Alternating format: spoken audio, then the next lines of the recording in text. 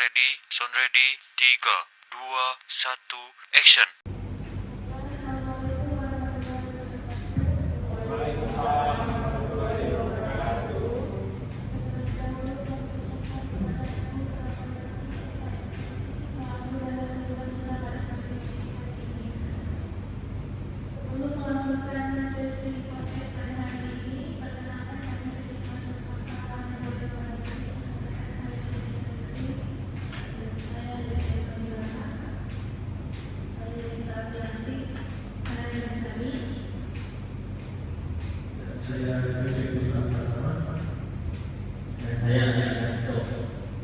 Saya akan dulu.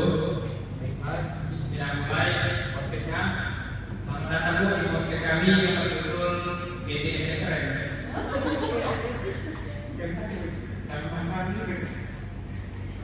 Ayo kosong ya. Baiklah, selamat datang Bu. Langsung aja Bu. Di podcast ini kita membahas tentang topik tantangan ekonomi daerah di daerah digital.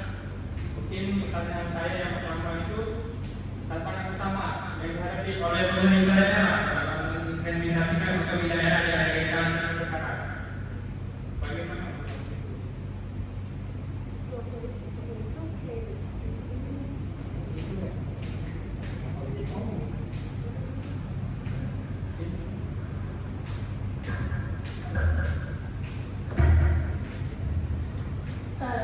Terima kasih kepada apa namanya kepala tadi?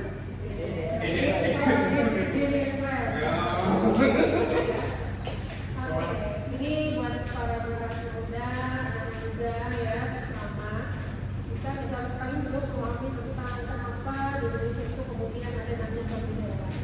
Mungkin kita lihat dulu yang balik dulu sejarah sehingga kemudian kita sistem pemerintah saat ini setelah reformasi itu ada daerah. Jadi setelah 1998 ya dari kita ada orde baru ke reformasi, pada masa orde baru kan pemerintah itu kan sentralisasi. Artinya kewenangan itu berpusat pada pemerintah pusat. Daerah memiliki keterbatasan untuk mengembangkan wilayahnya. Nah, sehingga terjadilah ketimpangan pembangunan. Terutama berada di wilayah Indonesia Timur dan Indonesia Barat. Jadi di era orde baru itu pembangunan itu lebih berarti itu di Indonesia Barat. Indonesia itu menjadi wilayah yang tertinggal. Jadi kalau misalnya kalian memahami misalnya mata kuliah secara pembangunan, ada sebenarnya ketimpangan pembangunan. Nah itu terjadi di era orde baru. Nah setelah reformasi kan adanya tuntutan dari masyarakat, kemudian juga dari pemerintah daerah tentunya. Mereka juga ini lebih berkembang tanpa menunggu instruksi atau misalnya dana dari pusat dulu baru membangun. Nah kemudian tahun 1999 dikeluarkan undang-undang pemerintah daerah yang disebut dengan undang-undang pemerintah daerah. Nah di era awal 1999 itu sampai dengan 2004 itu dinamakan masa transisi atau penyesuaian. Ya transisi lah ya dari reformasi 98 dia kan juga membaca sejarahnya dan sampai dengan 2004. Nah di mana daerah itu kita tahu dari Soeharto berganti ke Habibie, kemudian setelah Habibie baru setahun berganti lagi dengan Gus Dur, ya, kemudian Ibu Megawati. Nah, jadi di masa transisi ini adalah banyak sekali peraturan yang sudah mulai masuk ya. Nah, termasuk otonomi daerah. Jadi otonomi daerah ini itu sebagai respon ya kuatnya sentralisasi di era orde baru. Nah, kemudian kewenangan itu dalam era otonomi daerah itu diberikan luas kepada daerah-daerah, terutama provinsi, kabupaten, dan kota. Kemudian banyak juga daerah terjadi pemekaran wilayah. Nah, pada masa itulah kita harus tahu yang tadinya kita hanya memiliki 27 provinsi. Kemudian minus dengan Timur setelah lepas ya dari Indonesia hasil dari referendum di era pemerintahan BJP. Nah, berarti itu kan dia 20 provinsi. Nah, kemudian karena ada undang-undang otonomi daerah, maka provinsi berkembang bertambah. Pada itu bertambah menjadi 32 provinsi, ya. Termasuk contoh Sumatera Selatan. Tadi kan tidak ada yang namanya provinsi Bangka Belitung. Kan masuk ke wilayah kita ya. Nah, sekarang kan ada provinsi.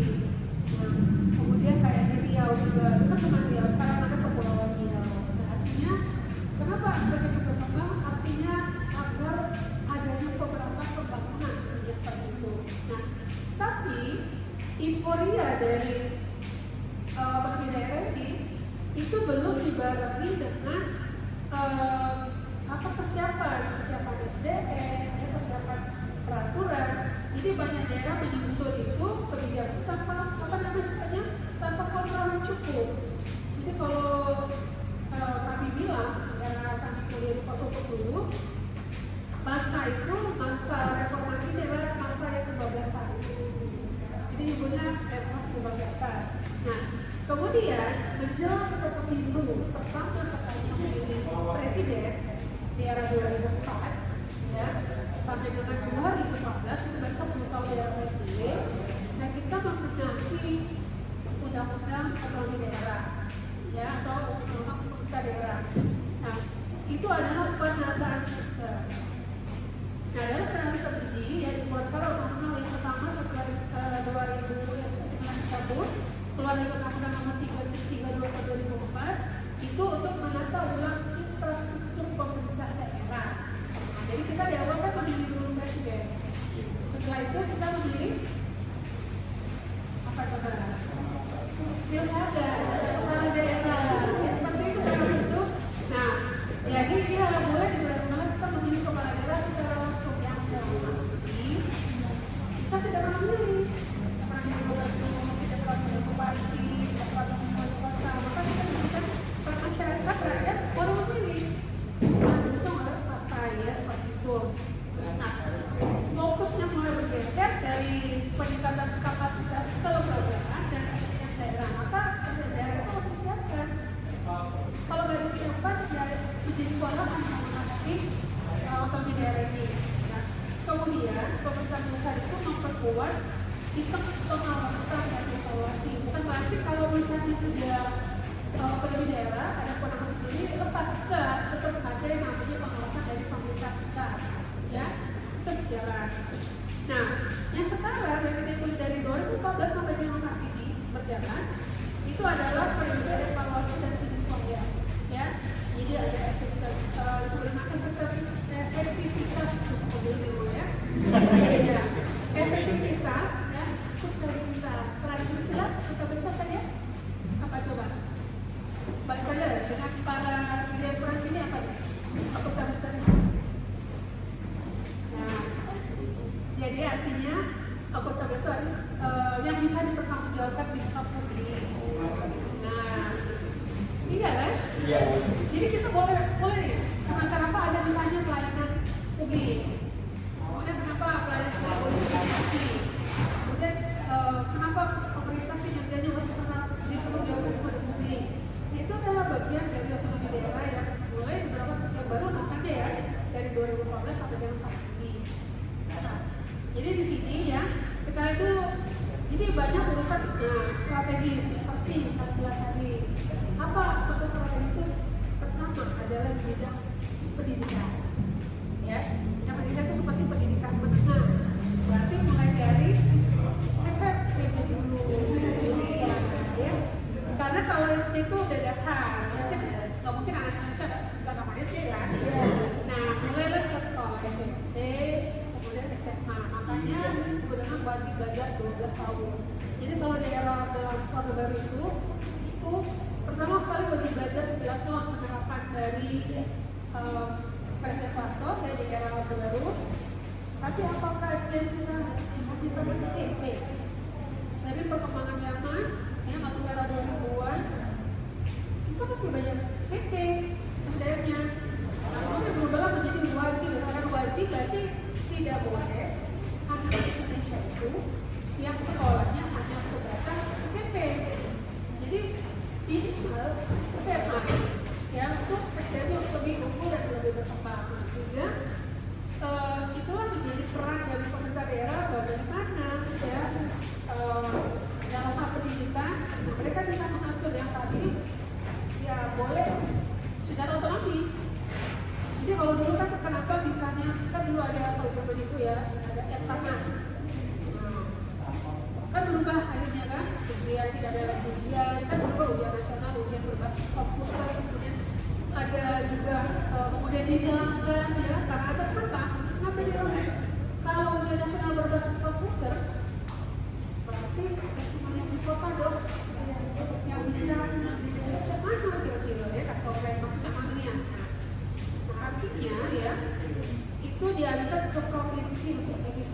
Jadi tidak lagi dari pusat. Nah, kemudian evaluasi pemekaran wilayah. Nah, setiap wilayah baru boleh nggak memekar wilayah? Boleh, asalkan kemampuannya bagaimana. Jangan lepas dari provinsi setelahnya miskin. Karena tidak punya apa sumber daya alamnya minus, SDM-nya belum siap, tapi karena ada ego kedaerahan jadi provinsi baru, jadi kabupaten baru. Nah, kita banyak lihat saat ini beberapa kabupaten baru yang maaf ya, daerahnya miskin karena keterbatasan sumber daya alam. Kita tidak mungkin dari pemerintah pusat akan selalu memberikan dukungan, bantuan gitu ya, seperti itu. Nah, jadi saat ini untuk pemekaran wilayah sekarang masih adaptasi oleh pemerintah, belum ada lagi itu wilayah baru. Kecuali itu baru kemarin, apa itu baru coba provinsi kita mana? Provinsi belum, itu memang sudah diusulkan, ya. Jadi salah satu usulan itu biasanya dari yang namanya DPD. Nah, salah satu DPD itu adalah kan kita Dewan Perwakilan Daerah ya. Jadi mulai waktu daerah-daerah misalnya Ambil ada Sumsel ini pertama wilayah Lubuk Linggau ya, Musyawarah, sama wilayah Kabupaten Ahad, jadi dan Kabupaten Banjarmasin perairan. Tapi kalau nggak salah nih itu ada namanya nomenklatur dari Kementerian Dalam Negeri untuk saat ini ya, untuk kabupaten itu belum dikembangkan. Nah, jadi terbaru adalah kemarin yang berikan adalah provinsi. Provinsi mana coba terbaru? Yo, masih soal. Iya, itu Papua. Dulu kan kita cuma provinsi kan? Apa? Provinsi Papua ya, Papua Barat. Cuma 2 ya. Sekarang jadi berapa? 38.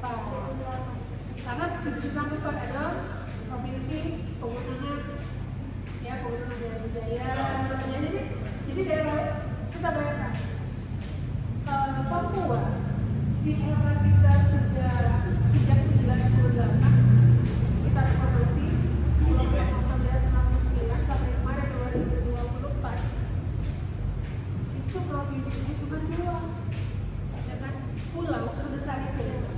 Nah, maka kemarin ini menjadi taman provinsi. Bayangkan aja kan, Papua terbesar pulau itu kesiapan SDM-nya sudah ada atau belum gitu ya. Jadi yang dipertimbangkan itu adalah jangan ego ke daerah, tapi SDM-nya nggak bisa.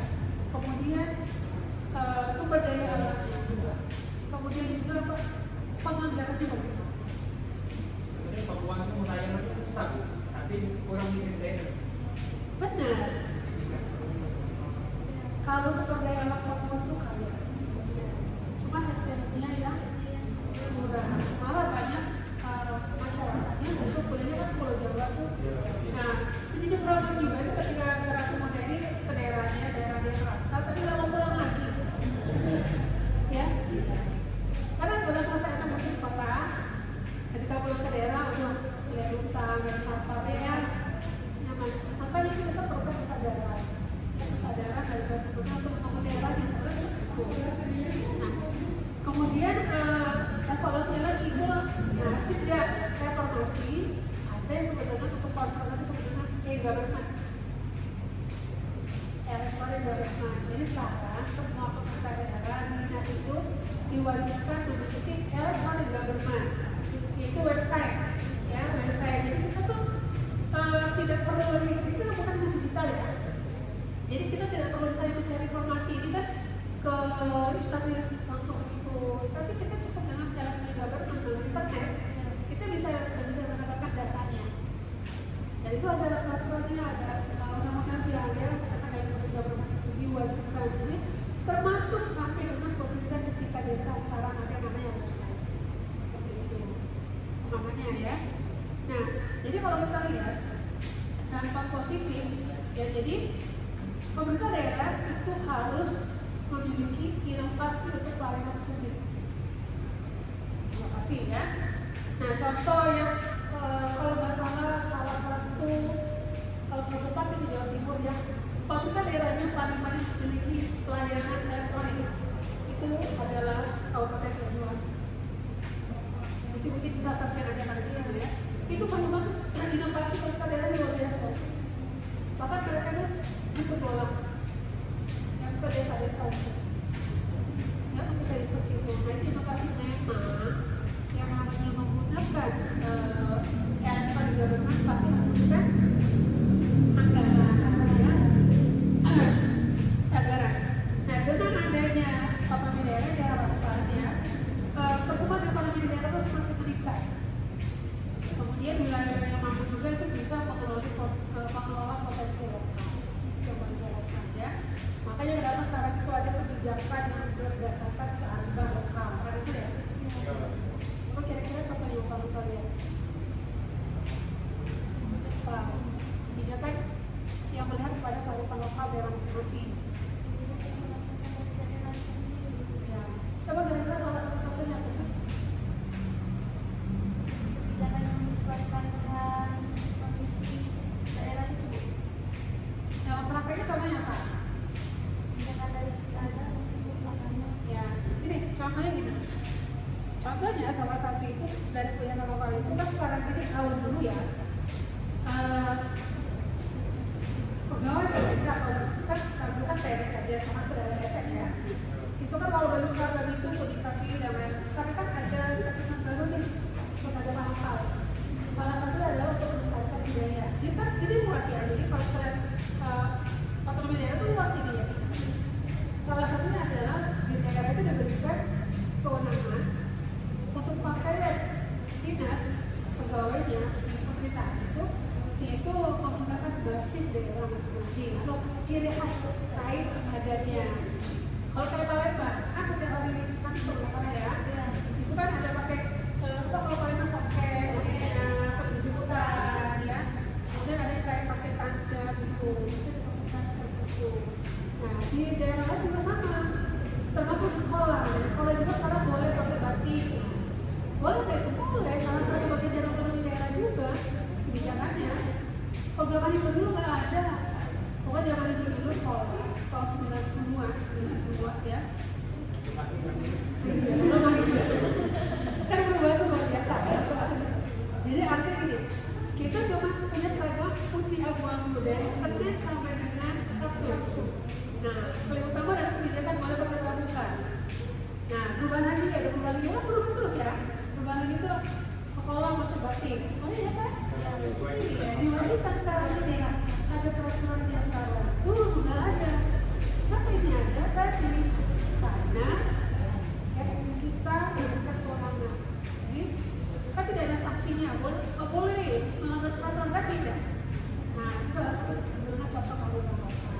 Ya, jadi tidak bisa setiap daerah itu bisa makan dengan daerah lain.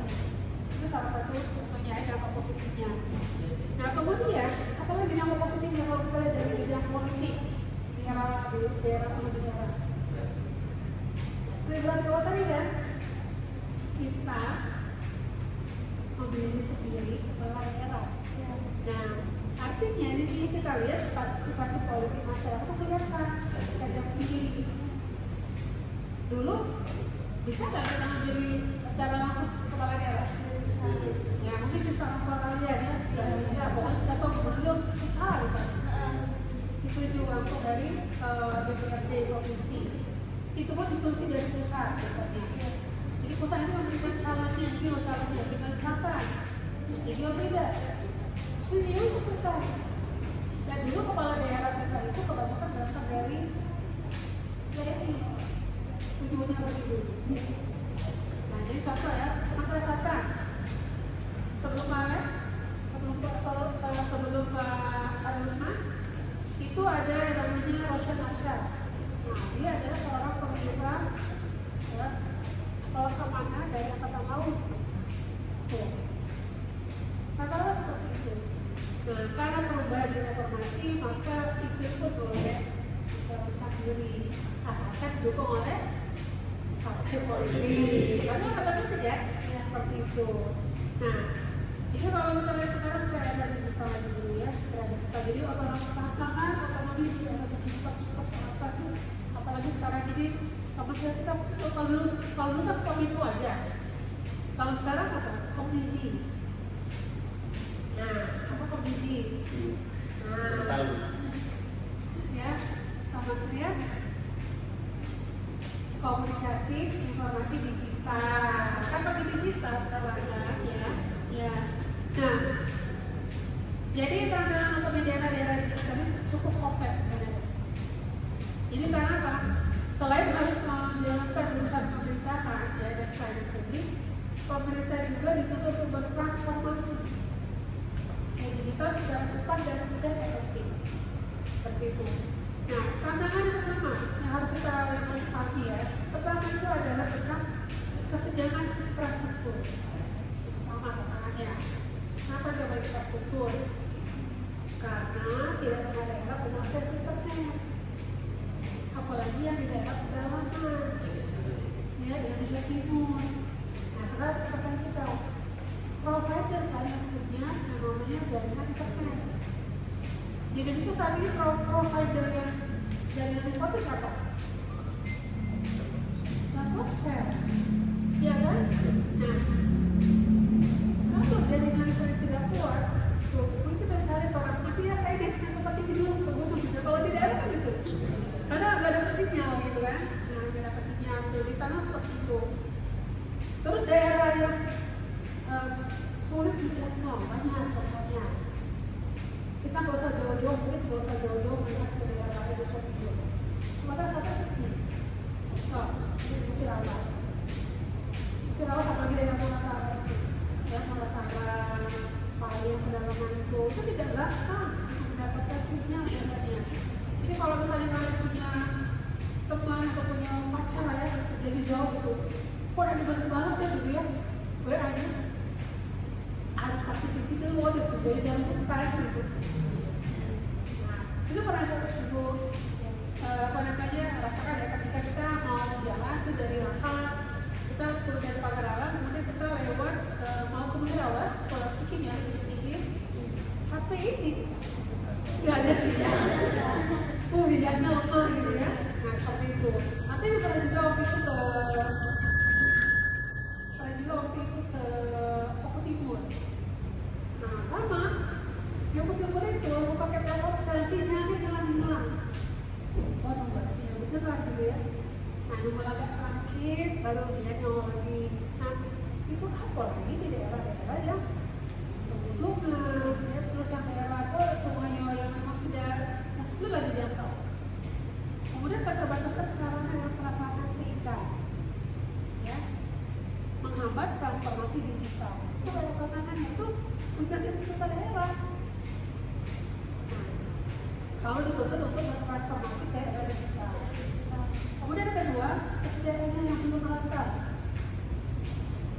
Jadi banyak aparatur daerah yang belum memiliki kemampuan digital yang memadai. Benar atau benar? Benar ya. Tidak semua di kantor itu, ASN, PNS itu yang paham digital. Malah kalau yang pegawai yang lama, yang mungkin yang dekat semua, yang misalnya mungkin dapat pengalaman, kalau mereka tidak mau beradaptasi, ya, bertransformasi, nah betul kayaknya pakai internet gitu ya. Nah, akhirnya anak-anak muda yang honorer sebagai ASN itu jadi ujung tombaknya. Nah, itu contoh ya. Ketika ada perubahan pengisian data kinerja di ASN atau PNS itu menggunakan e-kinerja. Kalau sudah berbicara berarti elektronik ya, pakai aplikasi. Itu banyak belum ngerti. Hanya mereka dulu siapa? Dulu yang muda, yang mengerjakan yang honor. Itu terjadi, itu fakta loh. Ya, fakta, bukan itu. Kenapa? Pertama, tidak semua orang itu mau bertransformasi. Tidak semua orang itu yang sudah terbiasa dengan hal yang biasa, yang tidak digital, mau langsung ke digital. Itu ya, yang perlu perhatian. Kemudian kurangnya pelatihan literasi digital. Nah, membuat adopsi teknologi itu menjadi lambat. itu tugas dari pemerintah daerah. Jadi ya ada pelatihan ya, agar ASN itu lebih apa, memahami ada perubahan situasi kondisi di era pandemi. Kemudian ada gap generasi, bilang tadi gap generasi. Generasi apa? Generasi era tahun 70-an, era 80-an dengan generasi era Gen Z. Gen Z, jadi Gen Z ya. Era Gen Z itu lebih cepat memahami ini tadi. Kalau itu cuma pelan-pelan, jangan kan mungkin yang lainnya itu satu dapat 2 minggu dia mau apa gitu. Nah, itu ada gapnya seperti itu. Jadi itu ya, makanya kenapa saat ini tantangan. Yang ketiga adalah digitalisasi pelayanan publik yang belum optimal. Apa contoh digitalisasi? Terutama kalau kalian kan bagian administrasi ini. Nah itu ada berhubungan, jadi ada digitalisasi administrasi ya. Itu belum sampai ke pelayanan publik yang sepenuhnya digital, masih ada konvensional. Jangan di daerah. Ya. Daftarkan melalui link ini, nah mulai dari deh sisi apa dan kemana gitu ya. Nah itu menjadi tantangan tersendiri ya. Itu banyak tantangan. Kemudian kurangnya integrasi sistem antar daerah dan antar instansi ini artinya aplikasi jangan sendiri-sendiri, tidak ada integrasi. Nah kalau kita contohkan, kayak kalian mahasiswa ya. Jadi data sakti contoh apa ada yang namanya KDDT. Jadi data kalian semuanya sekarang sudah online. Bisa lagi misalnya pemain-pemain kuliah yang dilihat di jejak digitalnya kuliah. Kemudian dia masuk kalian harus itu juga nanti dimasukkan lagi datanya. Bisa eligible apa yang harus disimpannya nanti, kurang nilainya di mana. Kok tiba-tiba di wisuda mencurigakan ada apa gitu. Kita mulai sekarang ijazah kan sudah pakai PIN, ya PIN ijazah nasional. Itu didaftarkan dulu secara digital, tapi operator yang mendaftarkan. Nah itu salah satu contoh ya. Jadi ketika kalian lulus, contohnya dicari namanya, misalnya menunggu dicari ya. Nah, oh ada, itu benar namanya digital seperti itu salah satu contohnya. Kemudian keamanan data dan privasi. Nah, mungkin orang juga nggak mau karena gimana data keamanan ini ya, aman deh kira-kira. Apalagi sekarang ini banyak yang namanya hacker, ya, pembobolan bisa terjadi. Nah untuk itu polisi juga melakukan undang-undang terhadap keamanan data pribadi. Itu ada peraturannya ya. Jadi artinya keamanan cyber belum jadi prioritas di banyak daerah. Jadi kalau dia lemah ya udah, akhirnya nggak dipakai lah digital, nanti dulu deh kita berusaha digitalisasi. Termasuk di desa itu juga sekarang sudah digitalisasi administrasi desa. Tapi belum semua desa itu ya mau. Memang ada biaya pastinya kan, nanti ada providernya, misalnya ada apa tempat kita beli aplikasinya itu akan mengajar dan bagaimana, tapi lebih simpel sebenarnya. Kemudian risiko kebocoran data pribadi dan penyalahgunaan dari data publik pendidikan. Mungkin benar ya seperti itu saat ini, kok tiba-tiba bisa bocor gitu. Nah jadi ada kesiapan itu yang harus menjadi perhatian dari pemerintah daerah tentunya, terutama di daerah-daerah yang lemah ya, ataupun yang anggaran tidak sudah keluar. Jadi balik lagi, digitalisasi ini berhubungan dengan adanya anggaran yang memang setiap khusus gitu. Jadi kalau misalnya pimpinan yang nggak mau, ya jalan. Ibu contohkan tadi di Banyuwangi tadi, karena bupatinya mau gitu dianggarkan. Nah, kita harap adalah saat ini ya, dengan pemimpin daerah yang sudah terpilih, itu adalah pemimpin daerah yang benar-benar bekerja untuk rakyat. Harapannya seperti itu. Jadi bukan untuk foto sendiri. Nah, kemudian anggaran dan prioritas pembangunan ya. Anggaran daerah sering lebih fokus ke infrastruktur fisik. Benar ya? Iya. Pembangunan apalagi di daerah misalnya jalannya belum bagus, ya. Fasilitas kesehatan kurang. Nah, itu yang harus diperhatikan ya, bukan lagi pada teknologi informasi jadi ketinggalan. Makanya jangan tantangan itu berat. Tidak semua daerah bisa melakukan jalannya. Kemudian pengadaan sistem digital karena tidak transparan atau tidak berkelanjutan.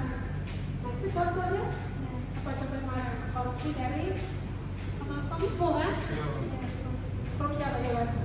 Ini ada kasusnya. Itu pengadaan tower. Pengadaan tower itu yang korupsi itu tadi tidak sesuai dengan itu, tidak terpasangkan. Kan tujuannya itu untuk digitalisasi sebenarnya. Nah, tapi balik lagi ke persepsi sebenarnya. Yang mau jujur atau enggak. Kemudian regulasi belum seragam dan apa terlambat ya. Jadi belum ada aturan yang bisa menjelaskan untuk banyak-banyak pusat di daerah. Kemudian juga tumpang tindih antara kewenangan pusat dan kewenangan daerah dalam mengelola data dan sistem digital. Kemudian tuntutan transparansi dan partisipasi publik.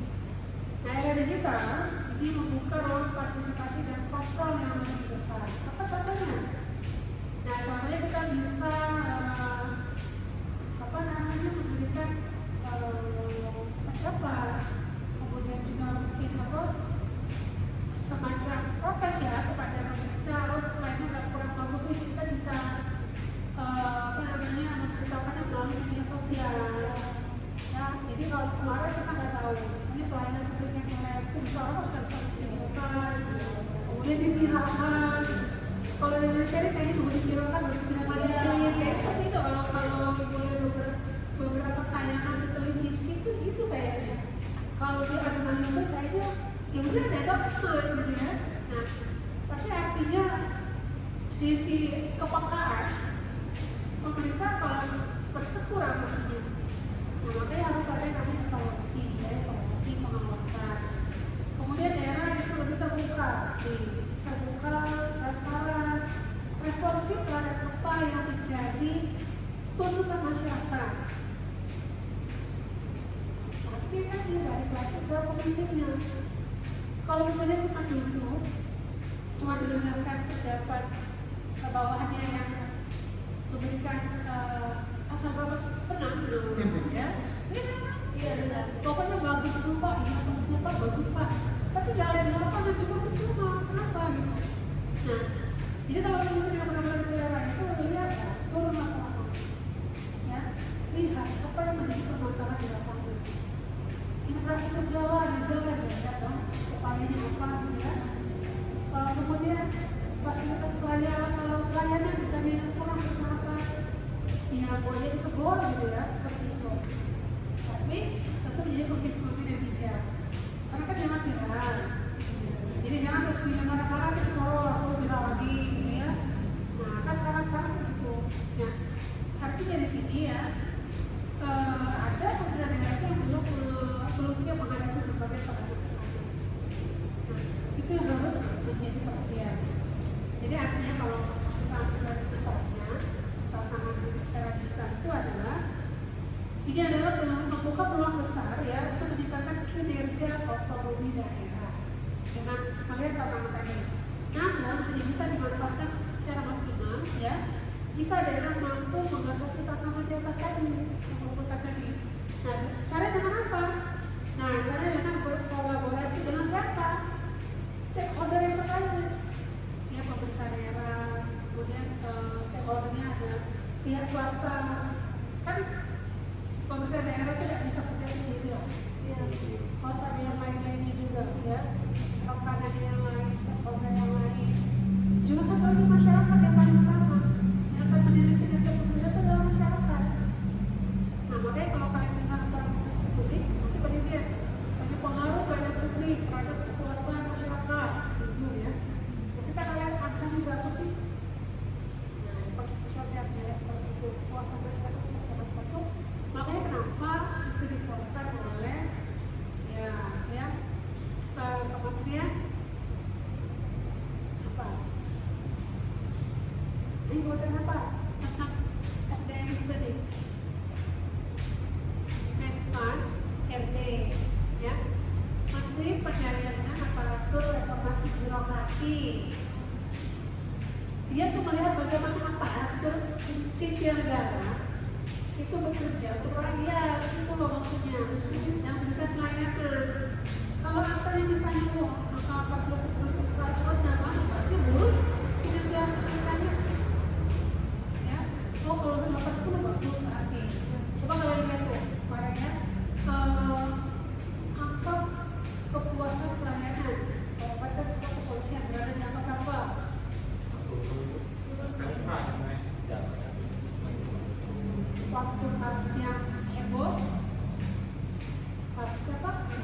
Habis sahur kan turun tuh.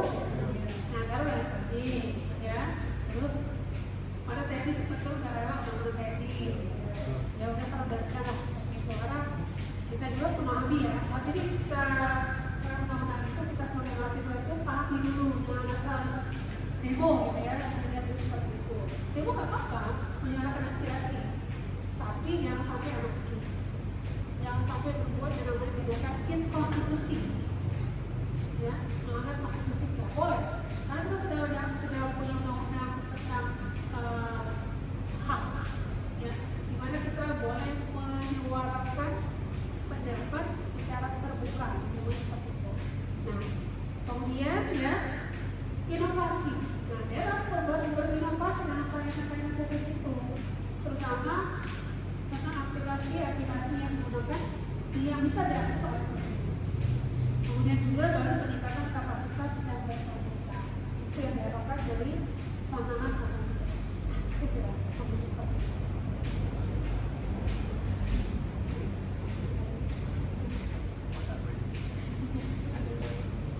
Ya, berarti kalau punya DJ Friends.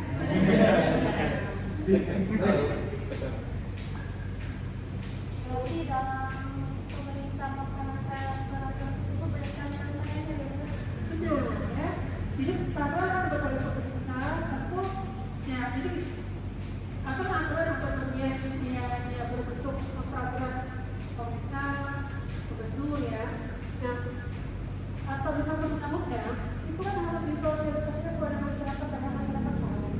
Nah tantangan itu memang luar biasa. Jadi jangan asal peraturan itu dibuat hanya untuk memenuhi unsur kayak misalnya DPRD ada kerjaan karena memasukkan rancangan peraturan daerah misalnya. Tapi ada manfaat untuk masyarakat harusnya ya. Bukan cuma dia bersidang, kemudian ada honorer gitu ya. Peraturannya kita malah nggak tahu yang bahaya itu. Jadi artinya setelah disahkan, disosialisasikan. Kita sebagai orang administrasi publik tentu berkaitan dengan itu tadi. Artinya berbagai kebijakan pemerintah itu sebaiknya disosialisasikan apalagi yang berhubungan dengan masyarakat secara langsung. Terutama pada publik ya. Oke, gimana pendapat yang lain?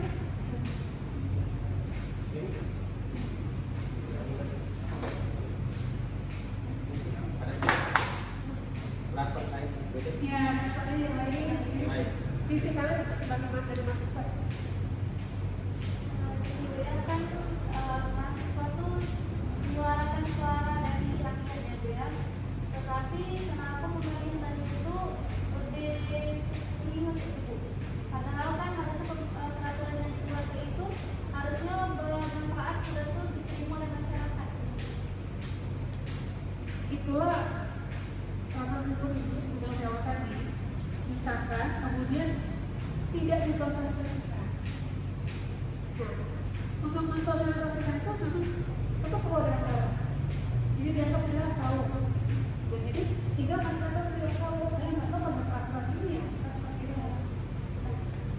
Artinya pemerintah itu juga harus berperan serta setiap kebijakan yang baru dibuat, apalagi yang berhubungan dengan masyarakat secara langsung ya, itu sebaiknya itu disosialisasikan. Nah, kan itu kan ada tingkatan, misalnya dari peraturan gubernur itu kan berlaku semua kabupaten. Dia itu peraturan tentang apa dulu ya. Nah, kemudian ke kabupaten. Di kabupaten kan nanti ada di bawahnya nanti ada camat, ada lurah. Kenapa tidak seperti itu? Jadi ketika masyarakat misalnya berbicara peraturan itu, lah kok kami berkata harus seperti itu.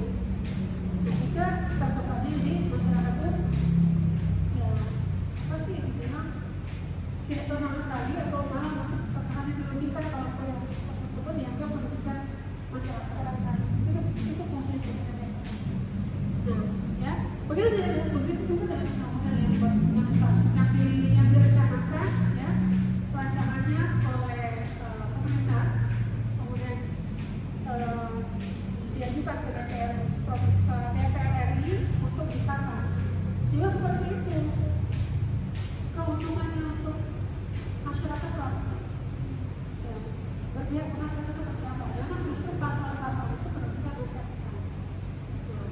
itu biasanya panjang ya pembahasannya. Jadi kalau undang-undang itu nggak bisa hanya cuma sebulan 2 bulan ya stop ya. Setahun udah kita harus menjalani itu karena kan banyak pasal. Jadi pasal kedua satu pasal itu dampaknya pada masyarakat itu apa gitu. Keuntungannya kalau dia seperti apa. Undang-undang lebih berpihak kepada masyarakat atau kepada pemerintah seperti itu. Itulah tugas dari anggota dewan ya. Seperti itu ya. Tapi anggota dewan itu kan ditunjuk dipilih oleh mewakili mereka. Pertama adalah membuat sebuah rancangan undang-undang dan juga melakukan pengawasan kepada pemerintah. Jadi kalau pemerintah menyimpang, ada hal yang negatif tentang pelaksanaan pemerintahan, ya, kemudian misalnya pelaksanaan pembangunan lain-lain, itulah tugas dari anggota dewan yang terdiri dari berbagai fraksi itu memanggil menteri, memanggil dirjen, ditanya seperti itu. Itu salah satunya.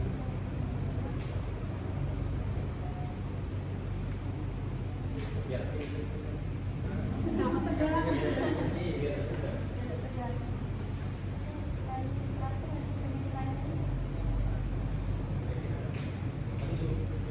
sekarang masih kayak aplikasi atau pendaftaran kayak SIM buat kata-kata itu. Sekarang masih banyak aplikasi atau link yang masih error kan. Masyarakat juga masih tempat permasalahan itu di anggaran atau di pegawai antara aplikasi. Ya, jadi sebenarnya tadi ya, sekarang itu kan pemerintah pun betul memiliki elektronik government, ya, e-gov gitu. Yaitu misalnya penyediaan website, kemudian juga berbagai aplikasi, misalnya lainnya. Nah, namun itu tuh tidak diupdate. Ya, jadi kan karena kalau kita bicara aplikasi, itu kan dengan servernya itu kan berbayar. Nah, sehingga kalau tidak ada update, jadi itu cuma nempel aplikasinya aja. Tapi ketika kita gunakan nggak bisa, dia nggak muncul. Nah, jadi benar. Salah satunya adalah mungkin penganggarannya sudah terbatas, tapi websitenya masih ada. Sehingga ketika masyarakat ingin menggunakannya nggak bisa, nggak jalan gitu kan. Karena kalau dia sudah dibayar, servernya dia nggak bakal jalan. Jadi kita buat aplikasi itu kan ada servernya sendiri. Nah, jadi dari server itu kita melakukan bayar, kemudian baru bisa kita gunakan. Kemudian mungkin yang kedua itu kemungkinan orang yang untuk mengelola aplikasi di server itu nggak ada SDM-nya. Sehingga sama-sama kami kita biarin aja deh, tetap aplikasi ada, tercantum, tapi ketika kita akses nggak bisa. Nah, itu keterbatasan di makanan. Jadi kalau saya ditanya nggak harus ada, ketika dibuat kita nggak bisa. Jadi ya ada yang kemungkinan. Kemungkinan pertama adalah anggarannya yang terbatas, sehingga kita tidak bisa mengenal servernya. Yang kedua SDM-nya juga yang terbatas, sehingga yang mengelola website itu siapa gitu. Kayaknya tidak bisa kita akses. Tapi itu masih tercantum. Kan kalau sudah ada jejak digital itu kan tidak mudah dihapuskan ya. Tetapi yang paling besar itu adalah servernya. Karena aplikasinya membutuhkan server yang besar, biasanya ya tergantung. Apalagi kalau itu nggak sama masyarakat, tapi ada anggarannya yang berpenting. Ya itu tantangan tadi. Jadi tidak semua daerah itu menyisihkan anggaran khusus untuk pengelolaan e-government-nya. Tapi tetap ada namanya, tapi tidak bisa diakses oleh masyarakat. Jadi apa terjadi? Akhirnya kita dapat langsung aja nih, dia ketemu kalian itu. Oh, dia bilang gini, oh iya maaf servernya lagi bermasalah. Yaudah ya, oh ya, udah bermasalah gitu. Sama ketika kita buat KTP rekam gitu, itu kan servernya bukan server capil yang ada di kabupaten kota, tapi server kementerian dalam negeri. Dikonekkan ke situ. Oh, kita lihat kita belum bisa ngambil sekarang. Karena dari konekkan dulu ke server besar. Sistemnya tadi, biayanya besar. Kita nggak usah jauh-jauh, kita aja server kita yang NS daripada lagi kan. Yang apa dipakai gitu kan? Nggak lagi oleh sekarang itu bayar. Iya, ada itu bayar. Server itu kayak servernya. Sama kayak saya pakai itu bayar.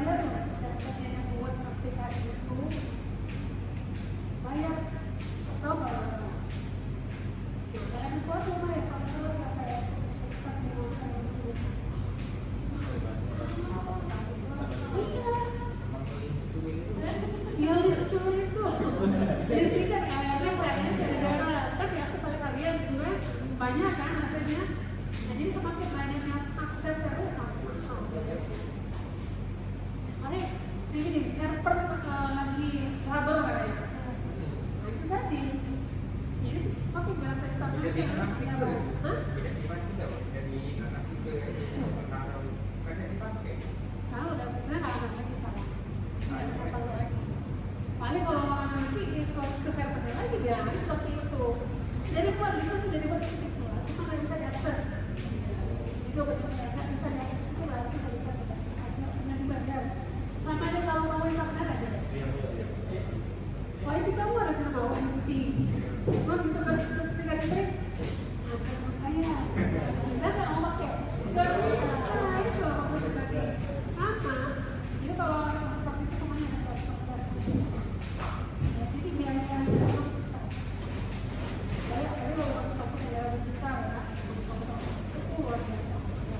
Sama dia susah udah. Jadi bukan lagi. Jadi luar biasa. Dan memang pengelola itu harus ada orang tersendiri. Jadi ada unit pengelola teknis dulu, PP-nya ada. Itu khusus gitu, Pak Prabowo dia yang tahu. Kita nggak tahu. Oke?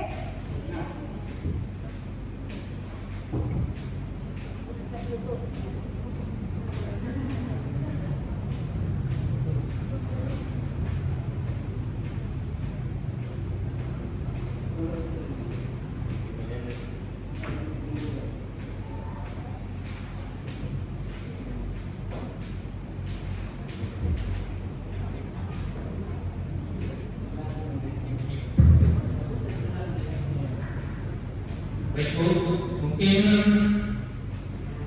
cukup ya untuk podcast hari ini. Terima kasih juga Bu sudah datang di podcast kami, sudah meluangkan waktunya. Saya mewakili teman-teman saya mengucapkan terima kasih. Sampai jumpa lagi. Iya.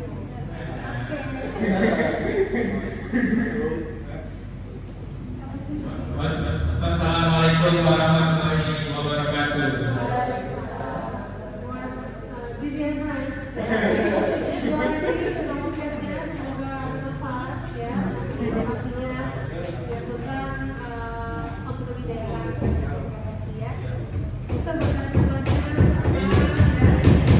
Doakan kami kalau ya tepat waktu jangan nyantai dan langsung bekerja.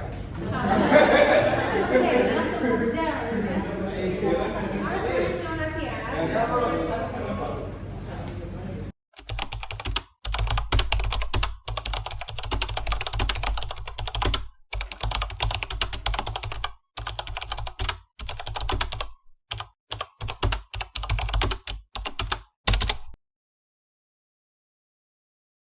warahmatullahi wabarakatuh. Waalaikumsalam warahmatullahi wabarakatuh.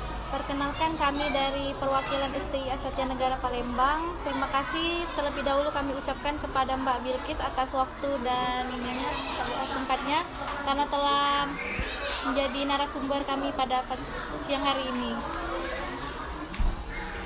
Perkenalkan saya Hidayah Sapitri. Saya ini Kevin Putra Pratama. dan ada rekan-rekan kami yang berperan sebagai kamera dan yang lainnya.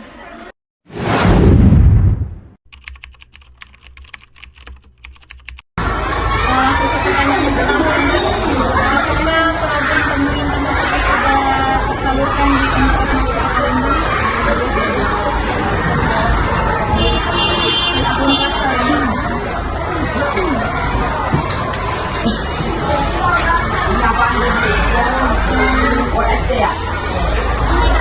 Apa saja akan menjadi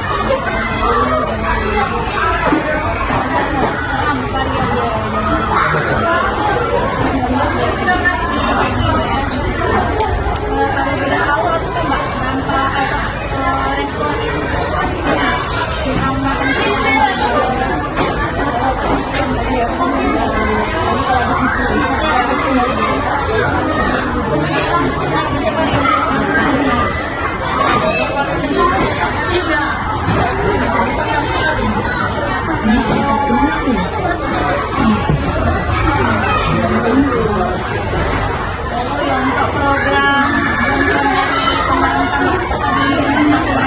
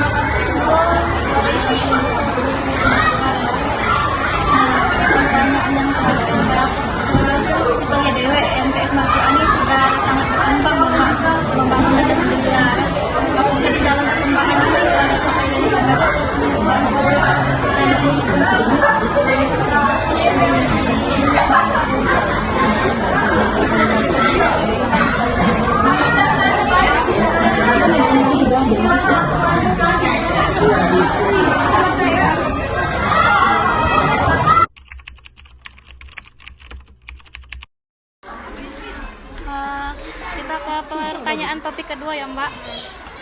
Seperti yang kita ketahui bahwa MTS Martua ini terdiri dari SD dan SMP ya Mbak. Nah, tergolong bangunan di sini juga alhamdulillah sudah sangat berkembang ya Mbak. Apakah di dalam pembangunan itu ada pembiayaan dari pemerintah daerah atau gimana Mbak? Kalau buat anggaran atau pembiayaan kayak itu kebanyakan dana pribadi, cuma pemerintah juga ada kayak anggaran TK, gaji mungkin berapa persen Mbak, tapi tidak seluruh dana pribadi dibantu pemerintah juga.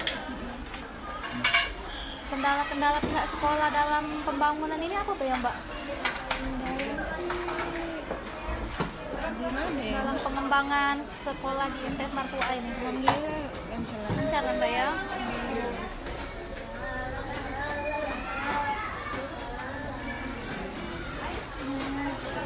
Kalau boleh tahu penyaluran dana dari pemerintah ini sudah dimulai sejak kapan ya Mbak? sudah lama, tahun berapa lama nih Mbak? Sudah lama ya Mbak ya?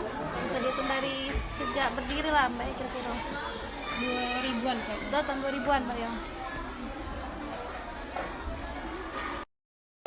Baiklah Mbak, mungkin sampai situ aja pertanyaan dari kami yang mengenai apa tadi? Program beasiswa sama makan siang gratis. Mungkin kita akhiri. Wassalamualaikum warahmatullahi wabarakatuh. Waalaikumsalam warahmatullahi wabarakatuh. Terima kasih Mbak. Terima kasih Mbak ya.